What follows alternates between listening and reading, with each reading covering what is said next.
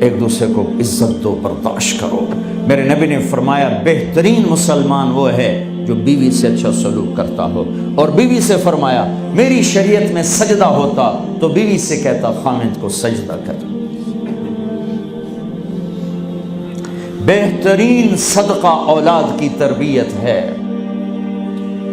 پورا گھر میرے نبی نے نقشہ، ہر ایک کی قیمت بتائی۔ ماں تیرے قدموں تلے جنت، کہ کاش میری ماں زندہ ہوتی، تم دیکھتے میں کیا کرتا، میں عشاء کی نماز کے مصلی پر ہوتا، میں سورۃ فاتحہ پڑھ رہا ہوتا، ادھر سے آواز آتی میری ماں کی محمد، تو میں نماز توڑ کے کہتا لبیک اماں جان۔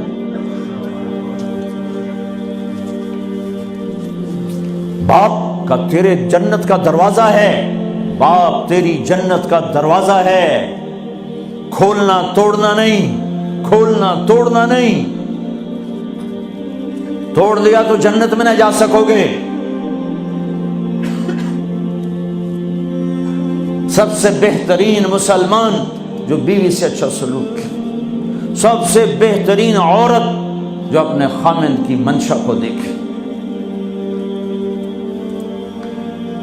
پھر آپ نے ایک عجب بات فرمائی جو معاشرے میں بہت بوجھ بنتا ہے جس کا، ہاں بھائی تمہیں ایسا صدقہ بتاؤں جس سے بڑھ کے کوئی صدقہ نہیں، تمہیں ایسا صدقہ بتاؤں جس سے بڑھ کے کوئی صدقہ نہیں۔ انہوں نے کہا جی کیا؟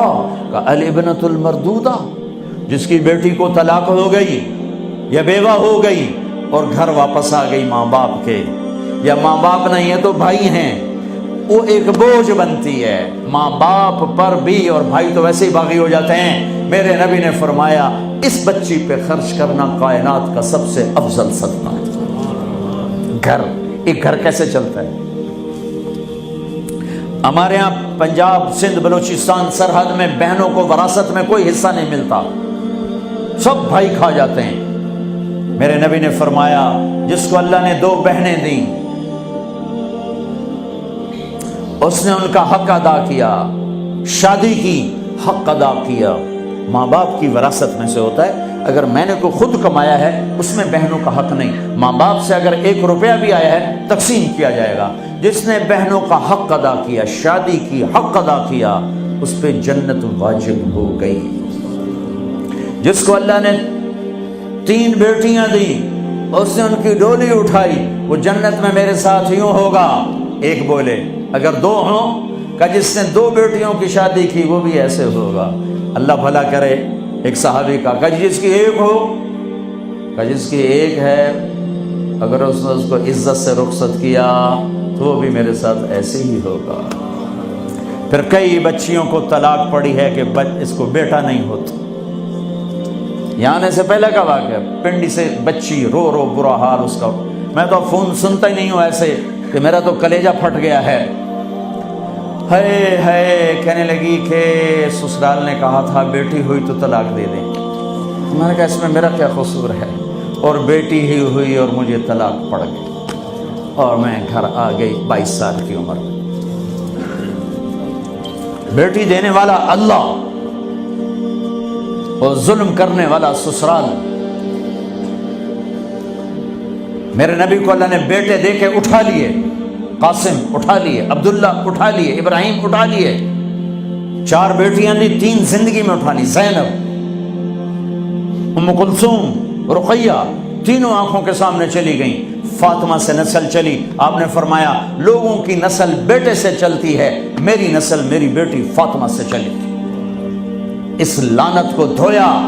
عورت کا کیا قصور ہے اگر اس بیچاری کو بچیاں ہو رہی؟